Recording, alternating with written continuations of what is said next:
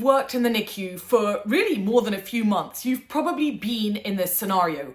You're taking care of an intubated baby and you notice that the baby suddenly starts desatting or deteriorating. The oxygen sats are going down. You go over to examine the baby and you see some bright red colored secretions in the endotracheal tube. You go to suction and then you see bright red blood come gushing out. It could be a trickle or it could be loads of blood and very life-threatening. And correctly, you make the diagnosis of a pulmonary hemorrhage. So what would you do? What would you do if you saw just a little trickle of blood or lots of blood gushing out? What steps would you take next? How would you manage the patient? What would you be really worried about? That is what we're going to talk about today in this video on pulmonary hemorrhages. Thank you to our channel member, Dr. Hisham, for recommending that we film this video next. If you want a say in which videos we're going to publish next, then please also think about joining our lovely membership community. The details are right underneath this video. In the meantime, I'm Dr. Tala. I've been a neonatologist for 17 years now, which is crazy. And today, let's talk about pulmonary hemorrhages. Today, we are going to cover what is a pulmonary hemorrhage and what causes it? 2, what are the risk factors for pulmonary hemorrhages? 3, how do we diagnose them? 4, how do we manage them? And then 5, the outcome after a baby does have a pulmonary hemorrhage. Let's get right into it. 1, what is a pulmonary hemorrhage and what causes it?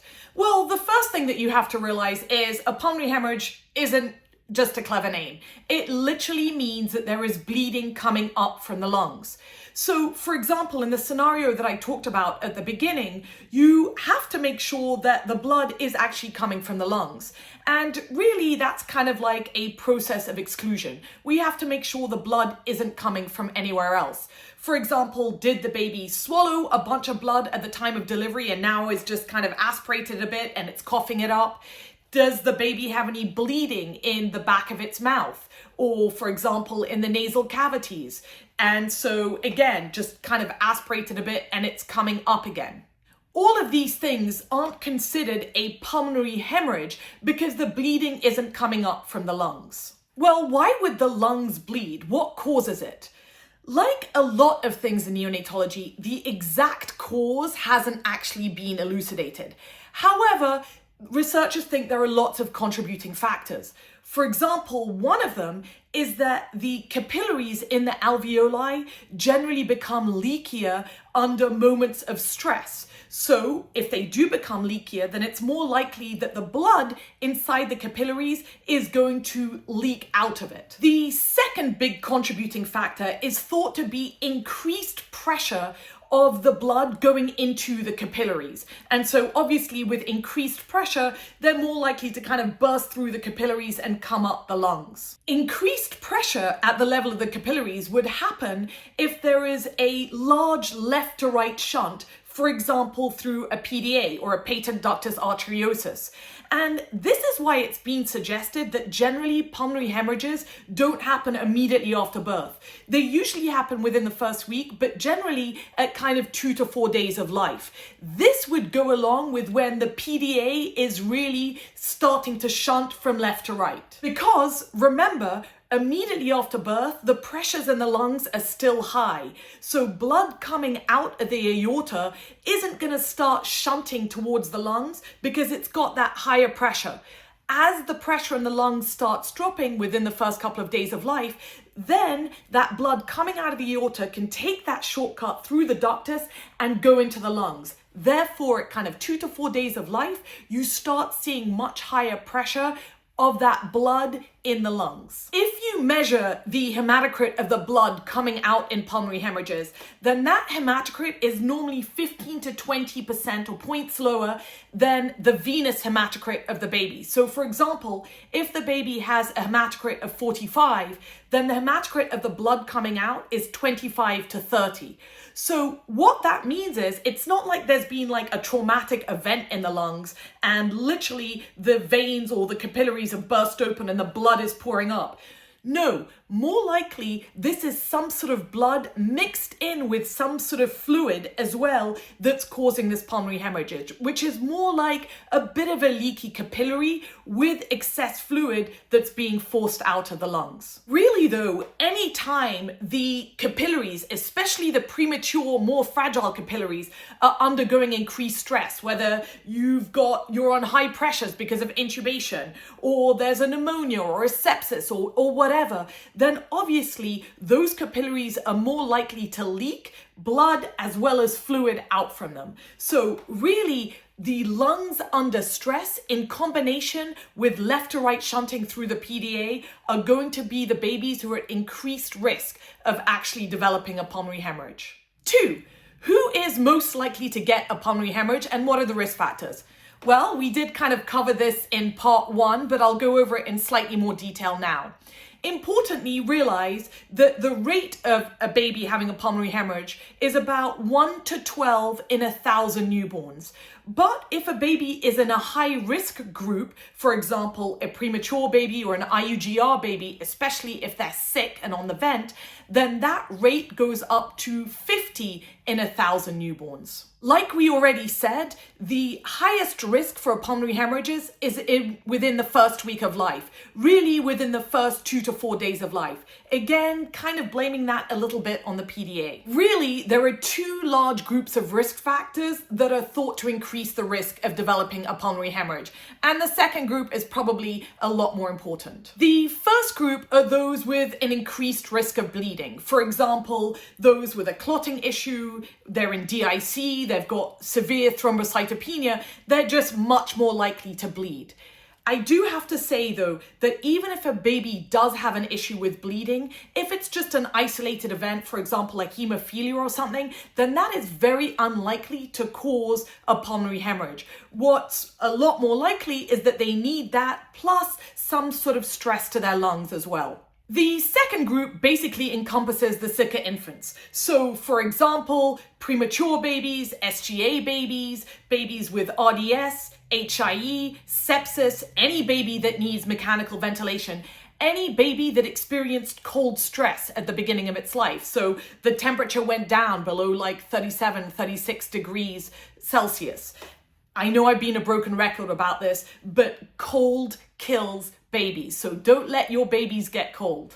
In term babies, meconium aspiration syndrome, hypertension, or need for positive pressure ventilation in the delivery room are all risk factors for a baby developing pulmonary hemorrhage. If a baby is being cooled because of HIE, then they are again at increased risk, not just because of the initial hypoxic hit, which probably affected the lungs in itself, but also often these babies are on mechanical ventilation for that, but also because hypoxia, as well as the cooling process itself, can affect the clotting process. So it can cause thrombocytopenia, and it can also affect the general protein's abilities to clot the blood. So babies that are being cooled for HIE are also at increased risk of developing pulmonary hemorrhages. Basically, we're looking at processes that are damaging to the lungs, plus leaky capillaries, plus a situation where the blood doesn't clot as well. The story of whether surfactant is protective of pulmonary hemorrhages or a risk factor for pulmonary hemorrhages is kind of an interesting one. So I just want to spend like a few seconds on that right now. On one side, surfactant actually helps open up the lungs. So if the lungs open up, then theoretically, or not theoretically, but we've seen this happen over and over again, the pressure in the lungs decreases. If the pressure in the lungs decreases and the baby has a PDA, then what could happen? The blood coming out of the aorta is now seeing even lower pressures in the lungs. So maybe by lowering the pressures in the lungs, you're going to see even more blood rushing through the PDA and going into the lungs. So in a way, you could argue that giving a baby surfactant may actually increase the risk of a pulmonary hemorrhage, just because you're lowering the pressure, so more blood might just kind of come barreling through into the lungs. But the other side of the coin is that if you give surfactant, then it's generally healing for the lungs. If you give surfactant, then hopefully the compliance of the lungs improves and you can then ventilate or oxygenate the baby with much lower pressures. So you're not putting the alveoli under as much stress and as much pressure. In that way, maybe surfactant is actually protective of pulmonary hemorrhages. Honestly, depending on which study you look at, including different meta-analyses, then you could either say that surfactant is protective or a risk factor for pulmonary hemorrhages. What I want you to take out of this, though, is that overall, if a baby needs surfactant because they have really bad RDS, do not avoid giving the surfactant because you're worried about pulmonary hemorrhages. 3. How do we diagnose a pulmonary hemorrhage? Well, I think that you can guess that a large part of the diagnosis is actually seeing blood come up from the lungs. Because most of the time this happens in sicker babies who are intubated, the vast majority of the time we're actually seeing the blood come up in the endotracheal tube. It might be just a trickle of bright red blood, maybe you just see it when there's suctioning being done, or it could be lots of pink frothy secretions that are coming up. Remember though, just because you're seeing a little bit of blood in the endotracheal tube, it doesn't necessarily mean that it's coming from the lungs. Maybe there was a traumatic intubation and there was like a little bit of blood at the back of the throat or the trachea or whatever, and you're just seeing some blood from that. Obviously, this blood won't stay bright red. It will slowly get darker and then hopefully go away. Rarely, a baby may have some sort of hemangioma, so just like a capillary, bloody, rich lesion somewhere in the airways, and that's what's causing the bleeding. That's always written about, but I've never actually seen that. I'm sure a lot of people have though. Sometimes you just see blood come up through the mouth and nose, and obviously at that point, you have to make sure that there isn't bleeding happening anywhere else. Like I said earlier, did the baby swallow a bunch of blood at the time of delivery and is now aspirating some of that blood? Is the baby bleeding inside its mouth? Or sometimes if babies have the prongs in for the CPAP, sometimes you can get bleeding at the level of the nasal septum. So obviously a big part of diagnosing a pulmonary hemorrhage is making sure that the bleeding isn't coming from somewhere else. Depending on how much blood is coming up, the baby will often show signs of respiratory distress. So just on physical exam, tugging more, increased work of breathing, more tachypnea, more retractions or whatever. But also often, like we said, the baby is on respiratory support when it gets pulmonary hemorrhages. And so needing a higher FiO2, maybe the gas is worse and we're just needing a lot more support to be able to ventilate and oxygenate the babies. If the baby is bleeding a lot, then obviously the baby will become anemic very quickly. The baby could become really pale, maybe become hypotensive, and just generally show signs of shock. We'll talk more about this in management, but you should be getting an X-ray on these babies. Sometimes the X-ray is just unchanged, especially if it's only like a few drops of blood. Other times, if there's a bit more blood, you could see kind of patchy opacities. If there's a lot of blood, then sometimes it just looks like the RDS has gotten a lot worse. Remember that blood inactivates the surfactant that the baby has. So just by having blood in the lungs, you're going to end up with some sort of surfactant deficiency. So often you can see even more pronounced haziness or air bronchograms just because you do have a pulmonary hemorrhage. As you can imagine, if there's loads and loads of blood in the lungs, then you're just going to see a whiteout. Basically, it's just covering the whole lungs, whether it's the blood or whether you've just got collapse of the lungs everywhere. So the X-ray could look very different in a pulmonary hemorrhage, but generally we diagnose the pulmonary hemorrhage based on physical exams, so seeing the blood coming out and the chest X-rays. 4. How do we manage pulmonary hemorrhages? Well, as you can imagine, there's really two components of managing a pulmonary hemorrhage. The first one is that we want to stop the bleeding, hopefully before the baby actually bleeds out too much. And the second part is that we want to make sure that we can still support adequate gas exchange for the baby. So that means that we still need to be able to oxygenate the baby and we still need to be able to ventilate the baby. So still manage to get the carbon dioxide out. Generally, there are these following 6 steps that you should be doing when you get a pulmonary hemorrhage. I'm not really saying them in order because honestly, you're probably trying to do them all at once. 1. Suction the endotracheal tube gently. So an important part of management is to make sure that the endotracheal tube is not clogged up. There isn't some like big bloody clot in the endotracheal tube. Obviously, you're never going to get gas exchange with that. So a big part of it is making sure that you are suctioning out the endotracheal tube to make sure that that stays nice and patent.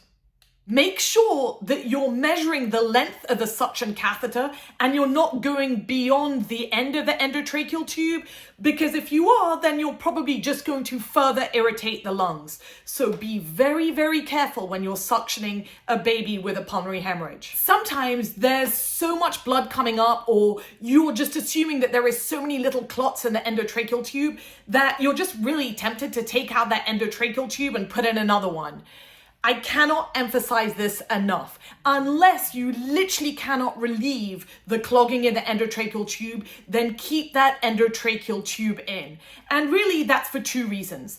The first one is as soon as you take the endotracheal tube out, you lose all the positive pressure and probably kind of like the tamponading effect that you had on the lungs. So it's possible that if you take that endotracheal tube out, then even more blood will come gushing out of the lungs.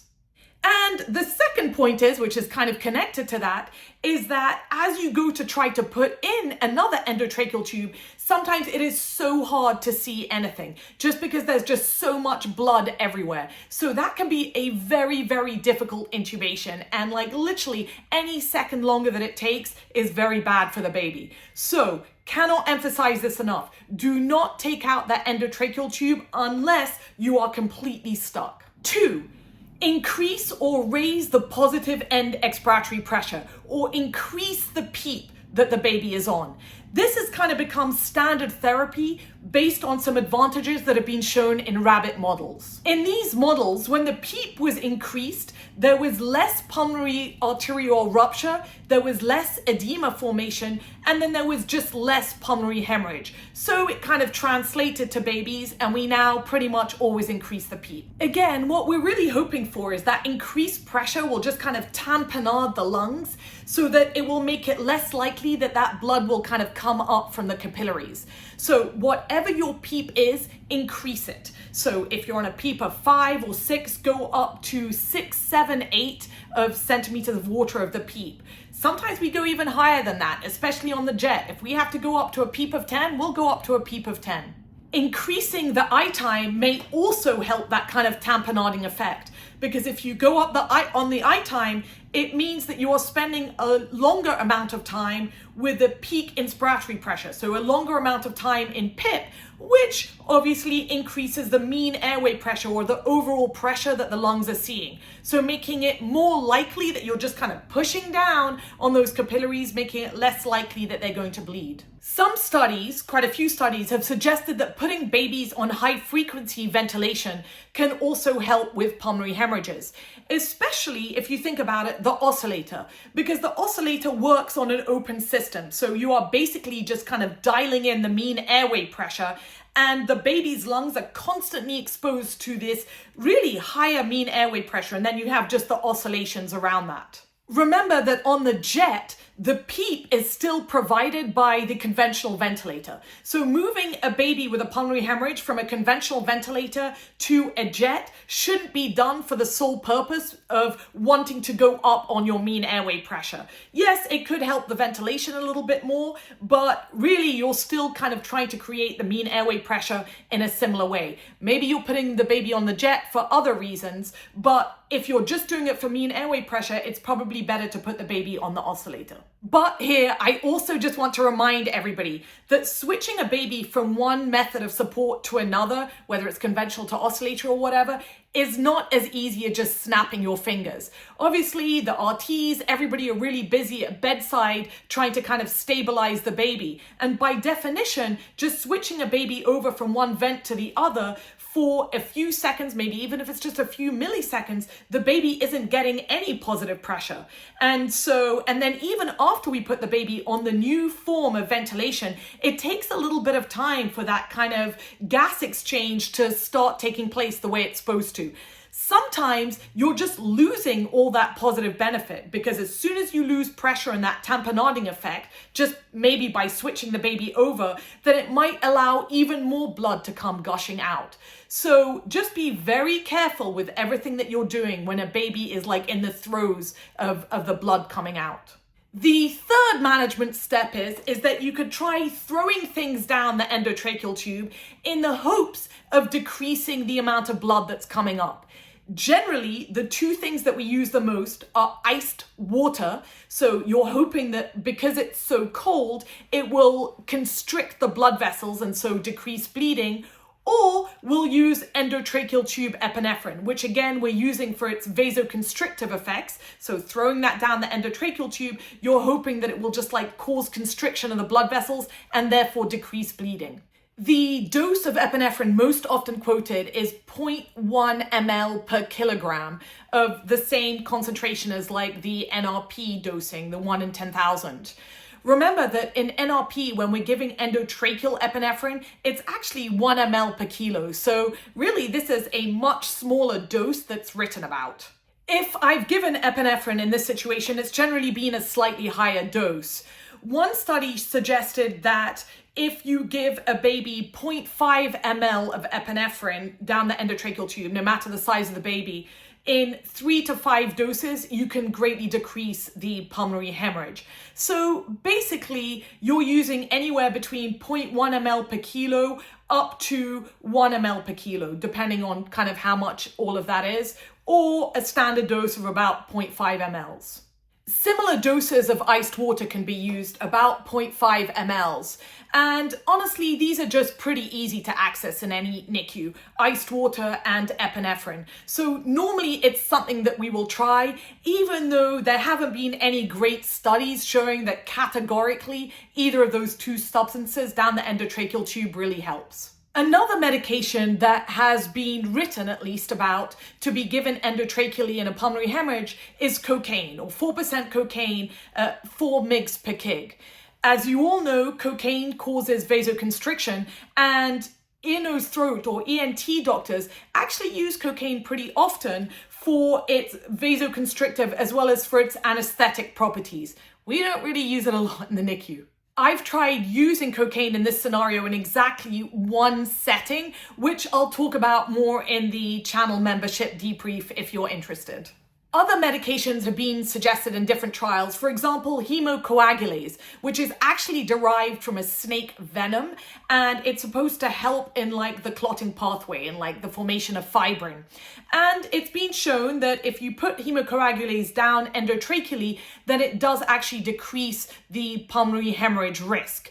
I've never used it. I don't know if it's available in the hospitals, but I'm not sure if it is. And the trials aren't really 100% convincing either. 4, surfactant. Yes, I know that this sounds a little bit paradoxical. And honestly, if you've got like a little trickle of blood and you've already got a moderate PDA and you give the baby surfactant, then you're right. You might actually make the pulmonary hemorrhage a lot worse. However, if you feel like you've got the bleeding a little bit under control and you know that there's a lot of blood still in the lungs and we know that the blood inactivates the surfactant, then sometimes giving the surfactant down the endotracheal tube, like we always do, will just help replace some of that surfactant that was missing in these very sick lungs and then maybe prevent more pulmonary hemorrhage from happening in the future. So tread carefully with surfactant, but always think about it. 5, volume and blood resuscitation. If the baby has lost a lot of blood, then obviously we need to replace that blood urgently. Most of the time, this means actually getting emergency blood and replacing whatever amount of blood that you think that you've lost. Remember that when the whole blood is coming out, or not exactly whole blood, but blood, like we said before, mixed with a little bit of fluid, but when that's coming out, it's not just the packed red blood cells that you're losing. Logically, the whole blood is coming out. You're also losing the platelets and all the clotting factors in that blood as well.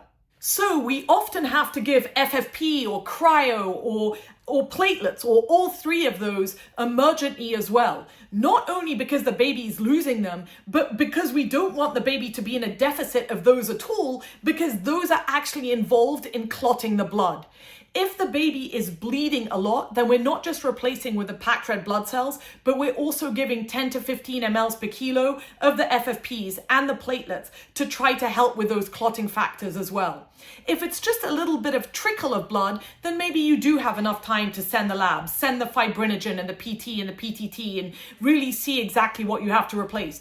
But if the blood is gushing up, then you just have to replace it urgently. Again, same thing with the packed red blood cells. You're not kind of waiting for the hematocrit to come back and then make a decision on that, especially since immediately it's not going to show just how anemic the baby is. So if blood is gushing out, then just replace it with 10 to 15 mLs per kilo of packed red blood cells. Sometimes we're even pushing this. You're not giving this over 3 hours just because you're doing whatever you can to try to make sure that this baby doesn't become lethally anemic. Through all of this, make sure that the baby does have enough vitamin K. So if this was a family that refused vitamin K at birth, which honestly is crazy in a sick NICU baby, but make sure that this baby has been given vitamin K to help with the clotting substances. Sometimes we actually even give another dose of vitamin K if the baby seems to have lingering bleeding. And 6, generally, you want to support the baby and then obviously get all the correct diagnostic studies that you may need. Like we already said, the first thing that you do is perform a really good physical exam. So listen to the lungs. How is the baby breathing? How much blood can you see actually coming up?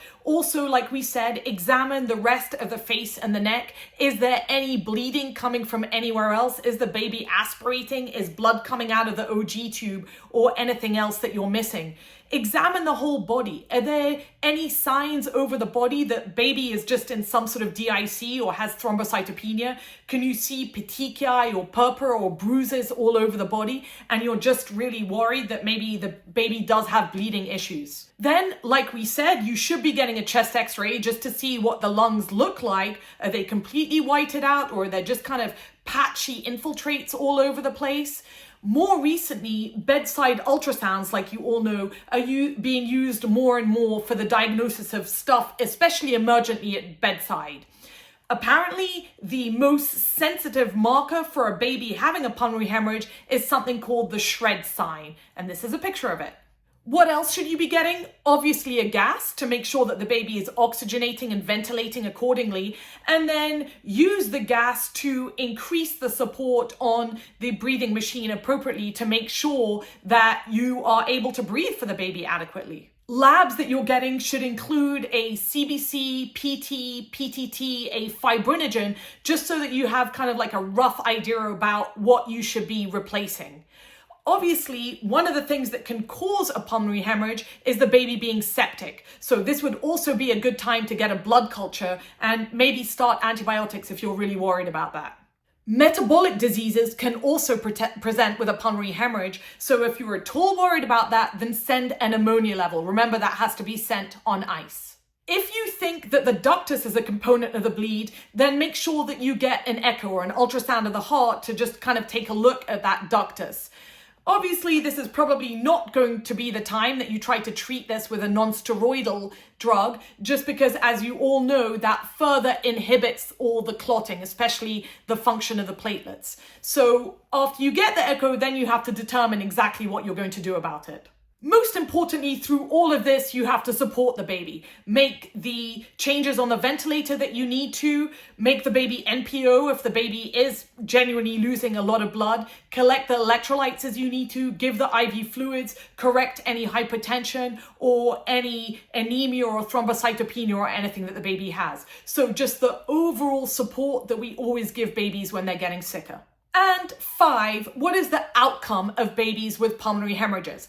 Well, as you can imagine, the outcome is really going to depend on exactly how much blood was lost through the lungs and how quickly we were able to stop that. If it was just like a tiny little trickle coming out, then it's probably not going to affect the baby at all. But if copious amounts of blood came out and it was really affecting the baby hemodynamically, then logically you would think, especially in a preemie baby, that that is going to increase the risk of having some sort of developmental delays, so increased risk of IVH. And what's been shown more consistently in studies is an increased risk of PVL, or periventricular leukomalacia, in babies that had a severe pulmonary hemorrhage. Obviously, the lungs would have already taken a hit. First of all, you're starting with sicker lungs that are more likely to get a pulmonary hemorrhage, and then you're going through all the extra stress and all the increased pressures that the baby is going to need because they got a pulmonary hemorrhage. So just having a PH is really going to worsen the lungs. So babies that get a PH are at a much higher risk of developing chronic lung disease or bronchopulmonary dysplasia, BPD. It's been quoted that about 60% of babies with a PH can end up with BPD.